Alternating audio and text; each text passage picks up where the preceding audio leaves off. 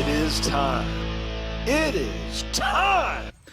Cheers, everybody. It is that time. It's time once again, and we're calling all of you to get signed up and registered for the SJ Porr Challenge. Oh, yes. Once again, the SJ Porr Challenge is on. This year, the gauntlet's been laid. Big time. So, let's kick this video off with a beer from last year's challenge out of the Midwest. This is Chris Pastion from Hunter and Ale, and this is his Saison based fruit beer with Brettanomyces and black currants. So this beer is a year old. It's a session beer with Brett. You can smell the Brett.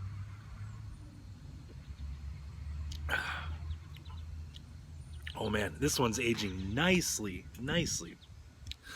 But you get Brett, you still get the black currants in there. It's pretty damn nice. So the cool thing about the SJ Porr Challenge is you get to sample beers like this from guys all over your region and all over the country, and then maybe even from the world. So that's one of the big perks of doing the SJ Porr Challenge. So this year, registration is now open, so I will post the link down below, but go to sjporrchallenge.org. So there are some guidelines this year that it's unique, where in years past you just had to brew one beer and you basically rebrewed or sent that beer through all the levels. This year you have to brew 3 different beers, one for the first round, second round, and third round, and they are kind of unique. You have to use special ingredients in each round. So there's guidelines. I recommend, if you're interested in trying, definitely go to sjporrchallenge.org/guidelines. So it'll tell you in first round, you need to, for the base malts, you need to base malt of your choice and the crystal or caramel malt of your choice. Adjunct of your choice, which is dextrose, rice, solids, honey, whatever.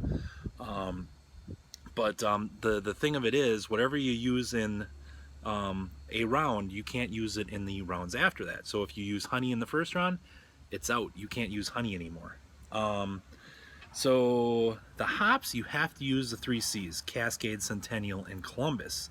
And only these 3 hops may be used.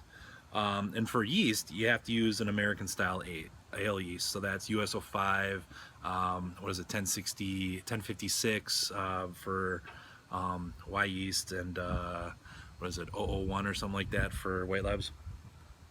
But so that's round 1. Round 2, you have to use for malts Red X, a minimum of 2 pounds or 0.9 kilograms. Now, if you don't have Red X available, they did come up with a blend of 80% Pilsner to 20% Melanoidin. And then you need to use a Munich of any variety. Hops for the second round needs to be noble hops. Hallertau, Tettnang, Spalt, Saz. The yeast has to be a British ale yeast. So that is that'll be tricky because you're using noble hops with an English yeast. So it'll be interesting to see what you guys come up with. For the final round, if you make it to the world finals round of judging, the malts must be Maris Otter and honey malt, and other malts may be used toffee malt if you cannot substitute for honey or something like that. So an adjunct, you have to use an adjunct, which is flaked oats, flaked barley, flaked wheat, flaked rice. But just remember, you can't use any ingredient that you used in the previous rounds. So if you already used flaked oats, you better think smart and say, ooh, I might need to change that earlier recipe so I can use flaked oats in my final recipe. So you got to be thinking. This one's going to challenge you a little bit. And then you need a food additive.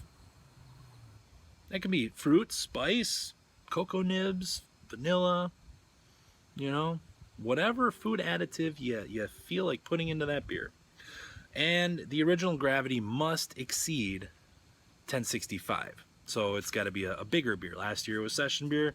This year we're ending on a bigger beer. So that's the 3 rounds. So you have to brew. So basically you need to brew like 2 beers right away and then get your third ready just in case you get past the first 2 rounds. All right.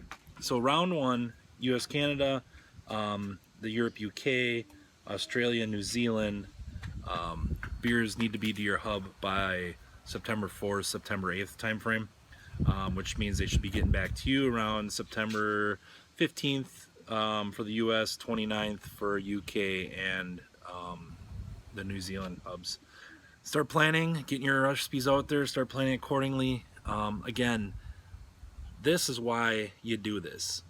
You get to share beers with a group of other like-minded brewers, and there's no other way really to get this caliber of beer to try, because we're scattered throughout the country and the world. You're never going to get to really try these unless you send beer mails. So this is a nice way to get a bunch of beer mail from a bunch of good brewers that that are trying to do the same thing. So so I highly recommend it. I've been in it for quite a few years now. I've been helping out with the hub for the last 2 years. This year, Chris Pastian will be helping out, but it's a great challenge, and registration went down, so it's actually $35 US this year, which is down from previous years. So it's definitely a great experience. If you have not done it, I highly recommend trying. It's just amazing getting to try these beers. So if you like brewing and you like craft beer and you're looking to get into trying some other people's beer, this is a great way to start. So plus you get some feedback on your beers as well. So this is not BJCP, it's a little bit different, but and it's judged by your peers. So your peers actually judge your beer and pick who the top 3 are for each round. So it's all peer judged. And the cool thing is we got great sponsors on board again this year. Keep an eye on what new sponsors are popping in. Everybody's working on trying to get some new people involved, so it's very exciting and very cool. And I just got back from NHC, where the top 3 beers were on tap at the Brewcraft display. They had the first place saison, they had the red IPA, and they had the milk stout. So that was the cool thing. The last year's winners actually went on tap at NHC. That's pretty awesome. So cheers to everybody. Hope you guys get in it. I know that I will be registering and starting to plot my recipes as well. 2017 SJ Porr challenge. Hope to see you guys in the challenges here. Cheers.